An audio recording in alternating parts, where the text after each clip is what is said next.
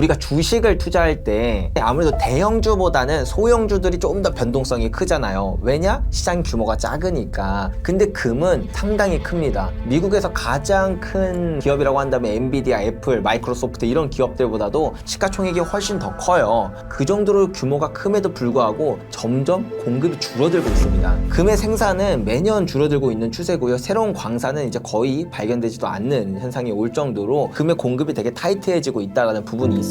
근데 이렇게는 생각해 볼 수 있을 것 같아요. 앞으로 1년이라는 기간을 두고 볼 때 내년이 상당히 금에 있어서는 매우 좋은 시기라는 거예요. 그 이유 중에 첫 번째가 안녕하세요. 7년차 금 투자자이자 이젠 금거래소도 운영하고 있는 조교원 작가라고 합니다. 반갑습니다. 일단 하루에 5% 하락하는 건 좀 큰 일이긴 해요. 보통 7년을 제가 이렇게 금 투자를 하면서 금 가격이 2%에서 3% 정도 움직일 때 폭등이다, 폭락이다 이런 이야기를 업계에서 많이 쓰거든요. 근데 5%라는 거는 그걸 아득히 뛰어넘는 숫자다 보니까 상당히 이례적이라고 볼 수 있고, 이거 좀 더 숫자적으로 가면은 한 2013년 이후에 거의 12년 만에 일어날 정도로 되게 큰 변동성이긴 하다 이렇게 볼 수가 있어요. 일단 5% 떨어진 거 큰일이다 이건 이해하셨을 거예요. 근데 이게 왜 떨어졌는지가 상당히 중요하다라는 거예요. 얼만큼 큰 이슈가 있었길래 이 정도로 12년 만에 가장 큰 변동성이 있는 그런 하락이 있었는가, 이걸 생각해 봐야 되는 게 포인트인데, 이 당시에 많이 언급됐던 거 뉴스들을 보면은 뭐 금리 인하에 대한 기대감이 꺾였다 라거나 아니면 이제 뭐 지정학적 이슈가 조금 더 완화된다라던가, 그보다 가장 컸던 거는 사실 관세 이슈가 이제 협상 단계로 간다라는 부분이었어요. 미중 관세 전쟁이 이제 합의에 이르를 수 있다라는 부분이 커지다 보니까 그게 금 가격에는 가장 큰 영향을 미쳤다는 건데, 아무래도 금이라는 자산이 좀 사람들이 불안을 느낄 때 그때 많이 찾는 자산이니까 안전자산 선호 현상이 조금 더 위험자산으로 돈이 옮겨가서 그런 거 아니냐라는 게 가장 큰 이유였어요. 만약에 이 모든 게 다 사실이라고 한다면 그러면 주가가 올랐어야지. 그 당시에는 주가가 거의 변동을 안 했거든요. 이거는 이제 무슨 의미냐면, 그런 이유들이 분명히 금 가격에 영향을 미친 건 맞다. 하지만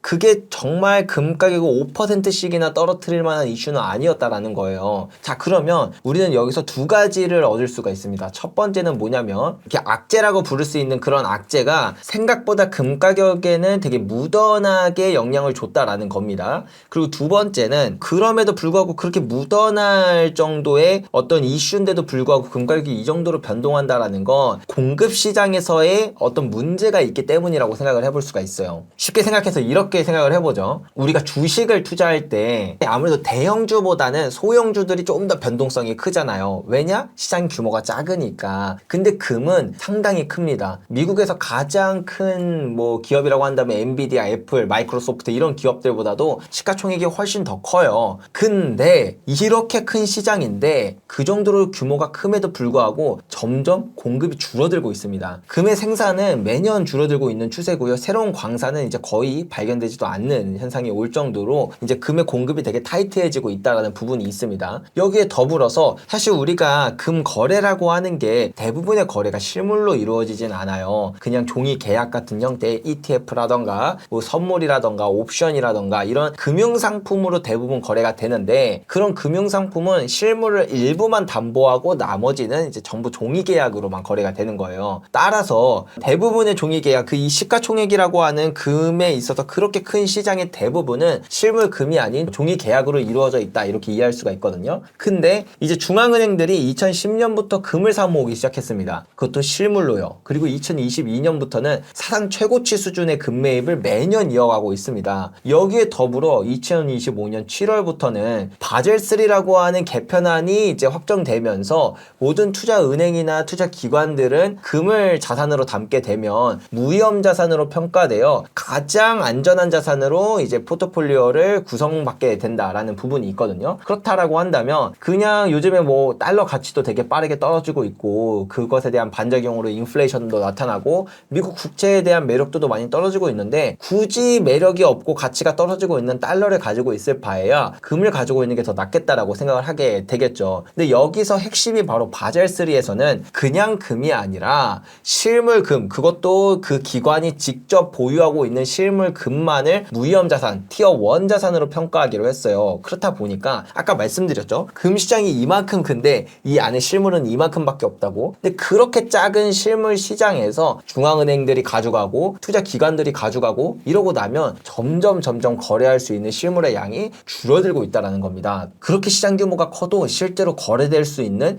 시장에 유통되는 금의 양이 점점 줄어들고 있다는 게 핵심 포인트예요. 그 말은 무슨 말이냐면 보통 이제 주식이 됐든 부동산이 됐든 뭐가 됐든 가격이 이렇게 폭등할 때 유통 물량이 점점 줄어드는 현상이 나타납니다. 그러면서 금 가격이든 뭐 주식 가격이든 부동산 가격이든 폭등을 하는 역사들이 나타나는 것처럼 금도 이 폭등의 직전에 진짜 더 본격적인 폭등이 일어나기 직전에 이렇게 유통 물량이 줄어드는 현상이 나타난다라는 점을 우리가 역사 속에서 몇 번 보았다 보니까 그러면 이번에 하루 만에 5% 떨어진 건 사실 그 정도의 이슈도 아닌데 이 정도 떨어졌다라는 건 유통 물량이 벌써 그 정도로 메마르고 있다라는 게 아닌가라고 생각해 보는 것처럼 어쩌면 우리는 지금 이 정도의 하락이 이런 현상을 두고 보면 어쩌면 지금은 본격적인 상승장의 건조 증상이 아닐까라고도 생각해 볼 수가 있는 거겠죠. 국내 금값은 국제 시세보다도 더 빠르게 떨어졌는데 그 이유 또한 또 어떤 게 있을까요? 일단 그 실물 금 자체가 전 세계적으로 좀 많이 부족해지는 현상이 나타난 거는 좀 됐어요. 근데 우리나라는 거기에 있어서 가장 불리한 조건을 가지고 있습니다. 첫 번째로 상업관산이 없어요. 우리나라 자체에서 금이 어떻게 생산되지 않는다라는 겁니다. 근데 그러면 뭐 해외에서 사오면 되지 않냐라고 하는데 그게 조금 쉽지가 않아요. 일단 지리적으로 보죠. 우리는 3면이 다 바다로 막혀 있고 위에는 북한이 있어요. 그렇다 보니까 금을 해외에서 사온다라고 한다면 어느 정도 시차가 걸리게 되겠죠. 여기는 조금 더 기술적인 문제도 들어가는데 우리나라는 해외에서 금을 사온다고 할 때 간부가세를 내야 되는 부분이 있어요. 그래도 FTA 협정을 맺은 국가랑 거래를 할 때 그것도 기업 대 기업으로 거래를 할 때는 그런 관부가세가 어느 정도 완화되는 부분은 있지만 근데 그런 국가가 생각보다 많지 않고 그 정도로 금이 부족해지는 시기에는 그 국가들한테서도 금을 사오는 게 생각보다 메리트가 있지 않을 때도 많거든요. 그렇다 보니까 금을 살 수 있는 루트도 적다. 그리고 해외에서 금을 사온다고 한다면 거래 단위도 상당히 커야 되기 때문에 그런 공급이 원활하지가 않다. 그럼에도 불구하고 그 모든 조건을 충족한다고 하더라도 우리나라한테 금이 들어오기까지에는 짧으면 2주, 길면은 2달이라는 시차가 걸리기 때문에 금에 대한 수요가 한번 폭발하면 우리나라는 갑자기 줄 수 있는 금이 별로 없으니까 웃돈에 웃돈이 붙는 김치 프리미엄 현상이 나타나는 것이다. 이렇게 이해하면 될 것 같습니다. 금의 슈퍼사이클은 늘 같은 패턴을 가지면서 시작됐다는 걸 알 수가 있어요. 예를 들면 가장 최근이었던 2002년 그리고 1970년, 1933년 이런 슈퍼사이클의 시작점을 보면 실질금리가 마이너스로 빠져들었다는 걸 알 수가 있거든요. 이 실질금리가 뭐냐면 쉽게 말해서 우리가 은행에 예금을 했어요. 그럼 이자를 주겠죠. 1년에 이자를 3%나 받았습니다. 근데 1년 동안 물가가 10%가 올라가 버린 거예요. 그러면 사람들이 은행에 예금을 하고 그걸로 받는 이자보다도 현금의 가치가 더 빠르게 줄어드니까 굳이 예금을 해야 될 필요도 못 느끼고 현금을 갖고 있는 게 되게 불안하다라고 느끼겠죠. 실질금리는 금 가격에 있어서 가장 중요한 지표입니다. 실질금리가 플러스일 때는 굳이 사람들이 금을 찾지 않아요. 왜냐? 은행에 예금만 해둬도 실질적으로 나의 자산 가치가 올라가는데 굳이 금 같은 거 사둘 필요가 없겠죠. 그렇기 때문에 실질금리가 플러스일 때는 금이 상당히 안 좋은 모습을 보이고 그런 실질금리가 한번 마이너스로 빠져들게 되면 그때부터 슈퍼사이클이 시작됐다는 걸 알 수가 있는데 1933년, 1970년, 2002년, 2019년 모두 이때부터 실질금리가 마이너스로 빠져들었다는 걸 알 수 있고 정확히 이때부터 금의 슈퍼사이클이 시작됐다는 걸 알 수 있습니다. 물론 이 외에도 슈퍼사이클을 알 수 있는 몇 가지 지표가 있지만 그 중에서 가장 중요한 지표 하나만 뽑으라고 한다면 바로 실질금리다. 그리고 그런 실질금리가 이게 마이너스로 빠져들어서 이번 사이클은 시작됐는데 이러한 추세가 보통 실질금리가 마이너스로 빠져들고 난 뒤에 저점을 3번 정도 찍으면서 이제 이 사이클이 끝에 다다른다는 걸 알 수가 있어요. 지금 실질금리가 어디 있는가를 보면 첫 번째 저점은 찍었고 두 번째 저점을 향해 달려가고 있습니다. 그러니 이 실질금리라는 데이터만으로 볼 때 대략적으로 금의 슈퍼사이클의 중반부를 지나가고 있는 중이구나 이렇게 생각해 볼 수가 있겠죠. 향후 6개월에서 12개월 안에 이제 금값은 계속 올라가고 이제 보시는 건가요? 단기적이죠. 1년 동안 금 가격이 오를지 떨어질지를 맞출 수 있다면 저는 이미 워렌 버핏 옆에 앉아 있어야 돼요. 그러니까 그만큼 사실 쉬운 건 아닌데 근데 이렇게는 생각해 볼 수 있을 것 같아요. 앞으로 1년이라는 기간을 두고 볼 때 내년이 상당히 금에 있어서는 매우 매우 좋은 시기라는 거예요. 그 이유 중에 첫 번째가 미국은 어마어마한 부채를 가지고 있습니다. 무려 37조 달러라고 하는 우리나라 돈으로 하면 거의 5경 원이 넘는 정도의 어마어마한 부채를 지고 있어요. 단순히 부채 숫자만 많은 게 아니라 미국이 1년에 생산하는 생산량 GDP랑 비교를 했을 때 GDP 대비 부채 비율이 120%입니다. 이거는 2차 세계대전 때보다 심각한 수준이에요. 그리고 미국이 1년에 부채에 대한 이자만으로 1조 달러 이상을 냅니다. 그러니까 우리가 미국을 천조국이라고도 부르잖아요. 1년에 국방비로만 1000조 이상을 쓴다고 해서 그 국방비보다 더 많은 돈을 고작 이자 갚는 데 쓸 정도로 미국의 사실 부채 문제가 상당히 심각하다라는 걸 알 수 있습니다. 그래서 돈이 많이 풀린 것도 있고 금리가 인하되는 것도 있고 지정학 문제도 있고 관세 문제도 있고 모든 게 다 문제지만 그것보다도 더 본질적으로 금이 슈퍼사이클이 되고 왜 금이 이렇게 각광받고 있는지는 바로 미국의 부채 문제 때문이다라고 생각할 수 있는데 이 부채 문제가 정말 위기로까지 번질 수 있는 그런 리스크가 있는 게 바로 내년이에요. 왜냐면 올해 말부터도 그렇긴 한데 미국이 그렇게 큰 부채를 지고 있는 게 이제 만기가 도래하기 시작했습니다. 그 말은 무슨 말이냐면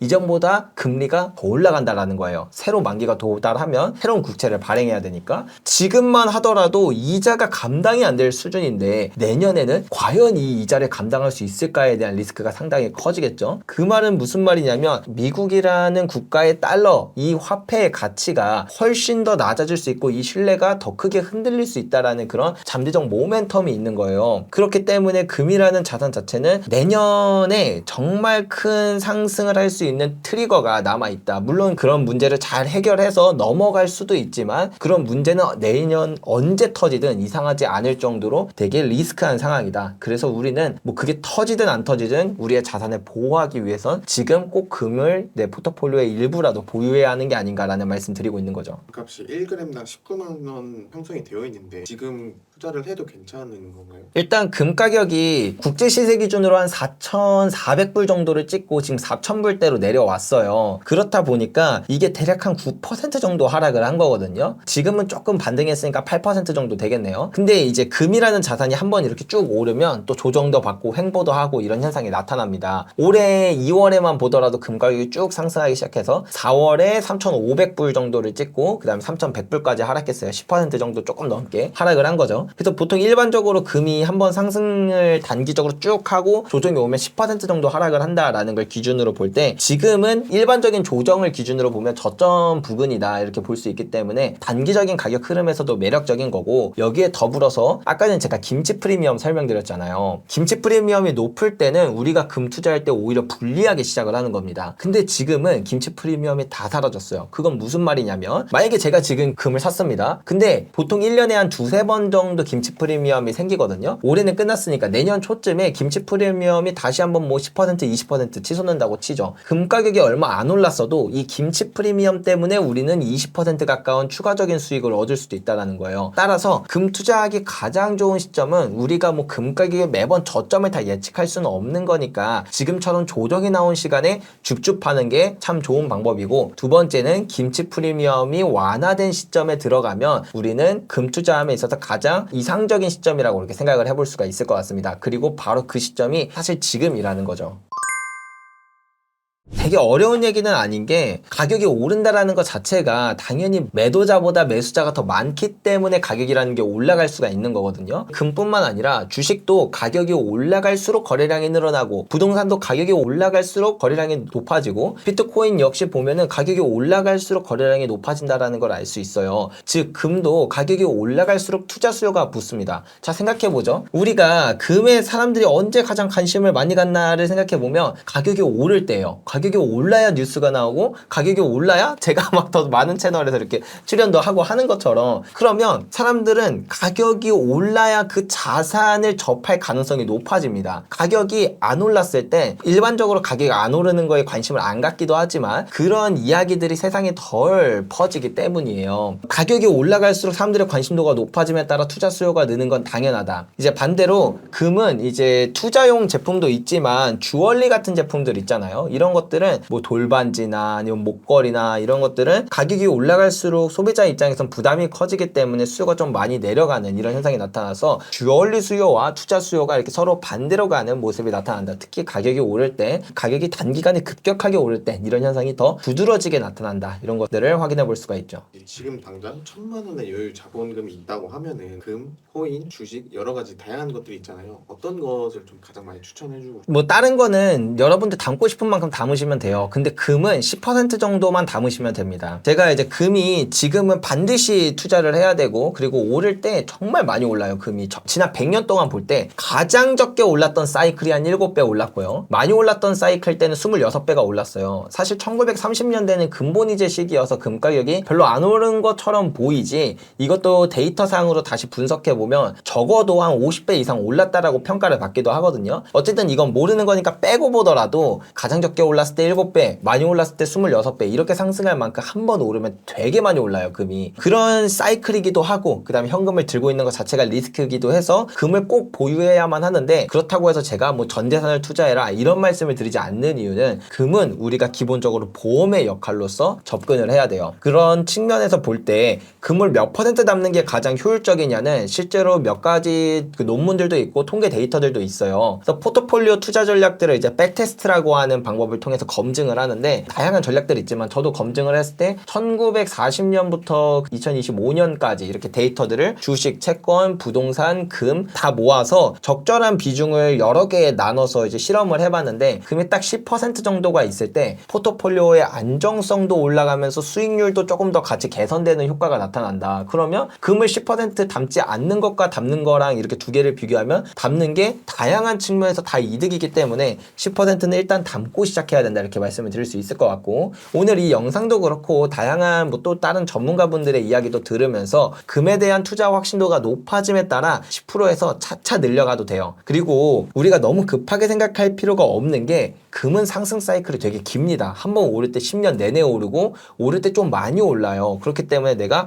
되게 조급하게 이렇게 금 투자를 할 필요가 없다라는 겁니다. 마음의 여유를 가지고 천천히 사모아도 괜찮아요. 충분한 시간이 있기 때문에 10%만 담고, 그 다음에 깨달음이 생기시거나 투자에 확신이 생기시거나 함에 따라서 조금씩 늘려가시면 된다, 이렇게 말씀드릴 수 있을 것 같습니다.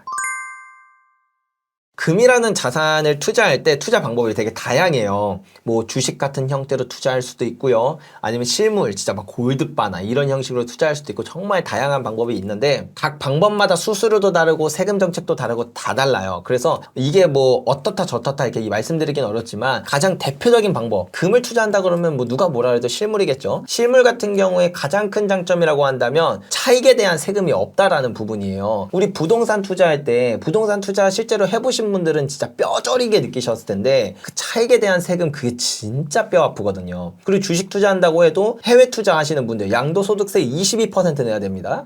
예, 근데 금이라는 자산을 보통은 이제 안전자산이라고 생각을 하니까, 우리가 생각하는 안전자산은 뭔가요? 가격 잘 안 변하고, 그 다음에 뭐 위기 때 좀 날 지켜주고 뭐 이런 것들이잖아요. 근데 금은 안전자산이라고 불리는 이유가, 그렇게 화폐의 가치가 빨리 떨어지는 시기 때 나를 지켜주기 때문에 안전자산이라고 불리는 거지, 가격 변동이 낮아서 그런 건 아니에요. 일반적으로 하루 단위로 보면은 가격 변동이 낮은 건 맞아요. 근데 이 사이클이 도래했을 때 26배, 막 진짜 심하면은 막 50배 가까이 상승할 만큼 한 번 오를 때 정말 많이 오릅니다. 그냥 평범하게 올랐을 때 한 10배라고 치죠. 10배 올랐는데 이 수익의 15.4% 혹은 22%의 세금을 낸다?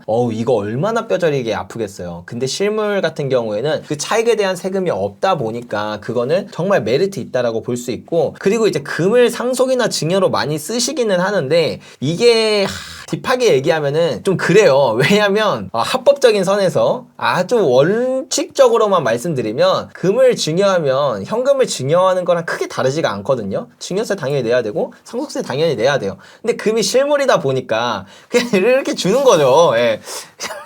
주는 거죠.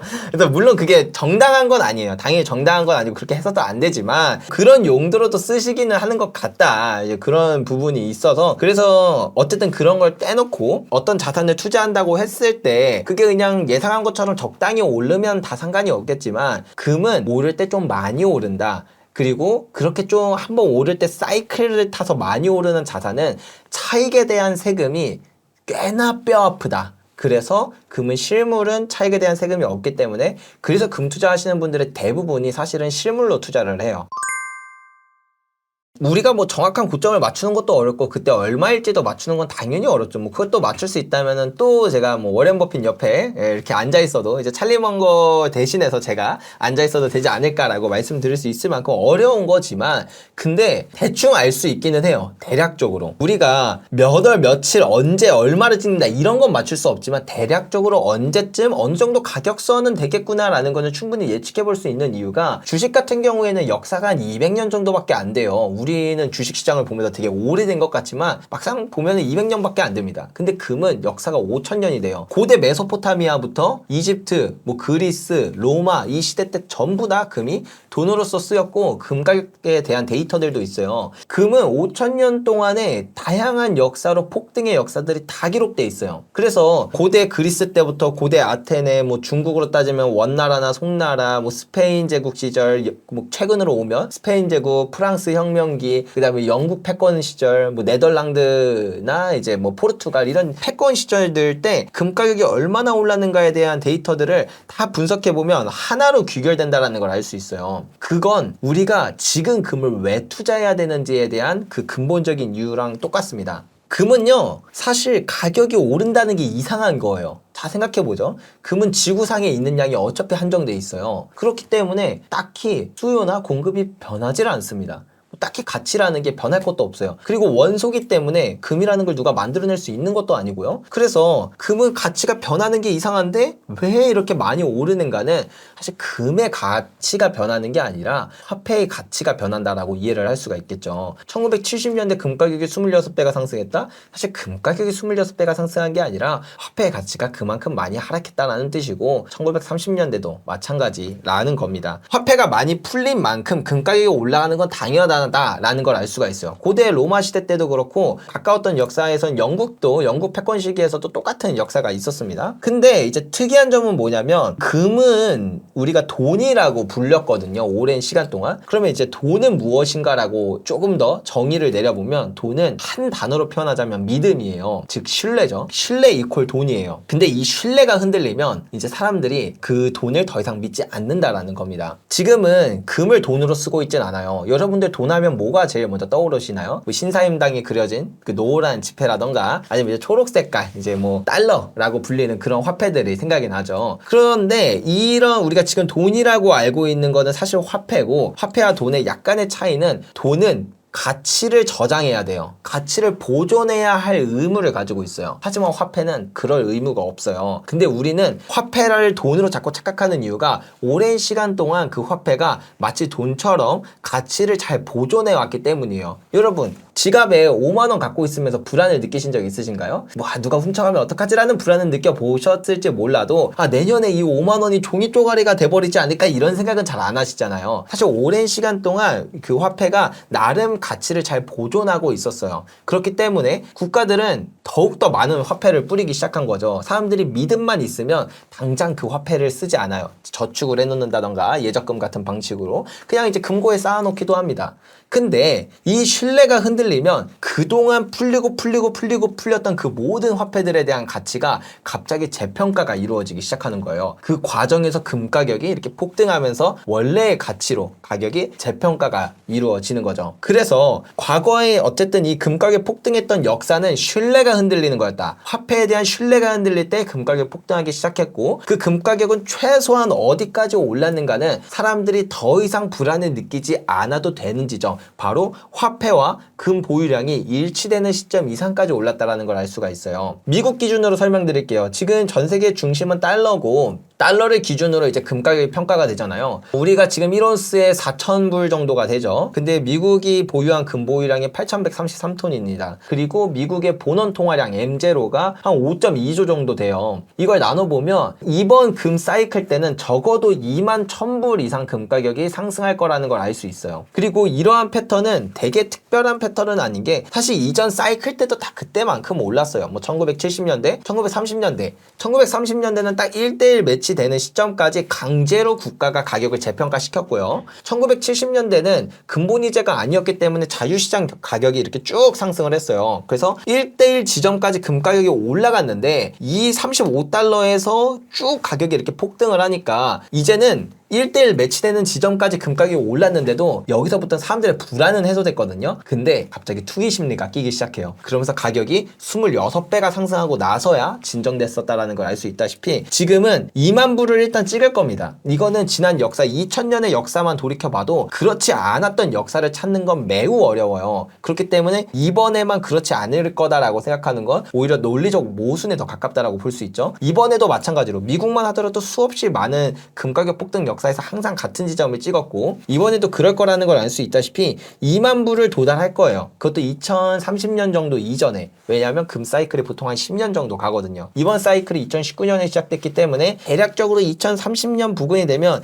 2만 불은 도달했을 것이다. 근데 이제 아까 말씀드렸던 것처럼 금 가격이 2,000불을 돌파한 지도 얼마 안 됐거든요. 2,000불에서 이제 2만 불까지 가격이 올랐다라고 한다면 이쯤부터는 사실은 사람들의 투기 심리가 끼게 되어 있습니다. 1970년대와 마찬가지로. 그랬을 때 이 금 가격이 어디까지 오를 거냐? 이제 그건 저도 예측 못해요. 여러분 뉴턴 아시죠? 그 만류인력의 법칙을 발견한 뉴턴이 주식 투자했다가 쫄딱 망한 적이 있어요. 그리고 나서 명언을 남겼거든요. 내가 전체의 움직임은 계산할 수 있겠는데 인간의 광기는 도저히 계산을 못하겠다. 이렇게 말할 수 있는 만큼 사실 2만 불을 돌파하는 시점부터 투기 심리가 끼고 사람들의 광기가 나타나면서 금 가격이 버블을 일으킬 텐데 2만 불에서 한 5만 불 정도까지만 갈지 막 10만 불을 돌파할지 우리 예상을 아예 아득히 뛰어넘는 가격이 될지는 저도 모르고 여러분들도 모르고 그 누구도 모르니까 우리는 일단 2만 불이라는 이 지점부터 생각을 해보는 게 좋을 것 같습니다.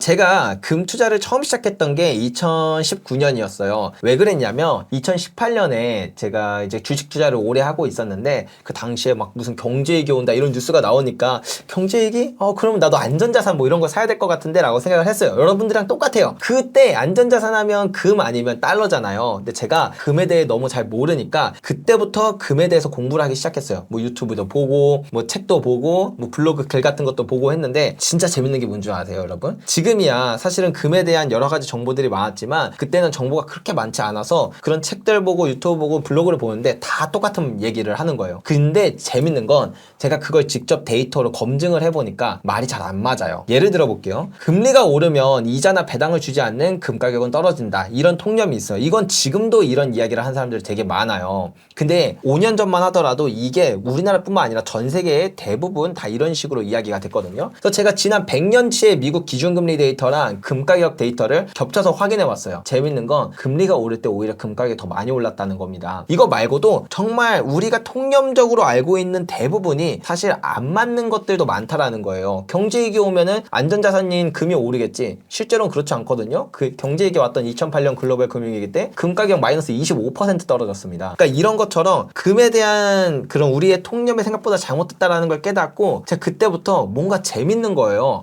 그러면 내가 이 금이라는 자산에 대해서 제대로 한번 공부해보고 싶다라고 해서 해외 금 관련된 논문만 거의 100편 넘게 읽고 그 다음에 뭐 이제 각종 금에 대한 정보들이 있으면 다 직접 데이터로 하나하나 분석하면서 이렇게 금에 대해서 공부해 나가기 시작하다가 깨달아 버린 거였죠. 지금은 경제위기가 와서 금을 사야 되는 게 아니라 금의 슈퍼사이클이 다가오고 있구나. 그래서 그 내용들을 저만 깨닫기에는 너무 아쉬우니까 그걸 이제 유튜브로 풀기 시작했고 유튜브로 풀기에는 내용이 너무 방대하다 보니까 그거를 제가 책으로 만들었어요. 그래서 제 입으로 이런 말 하는 건 좀 그렇지만 저는 진심으로 제가 쓴 이 골드플레이션이라는 책이 금 투자에 있어서 바이블 같은 책이라고 생각을 합니다. 그 정도로 저는 정말 많은 데이터들을 직접 다 분석하고 검증하고 그 중에서 틀린 정보는 빼고 맞는 정보는 이렇게 취합하고 그 다음에 제가 또 연구한 것들 이런 것들을 합쳐서 금이 왜 오르는지 언제 오르고 우리는 언제 사고 언제 팔아야 되는지 그걸 투자하고 할 때는 어떤 방법으로 투자하는 게 가장 효율적일지 이런 것들에 대해서 쫙 정리해서 책으로 만들었으니까 한 번쯤 읽어보면 큰 도움이 되실 거라 생각합니다.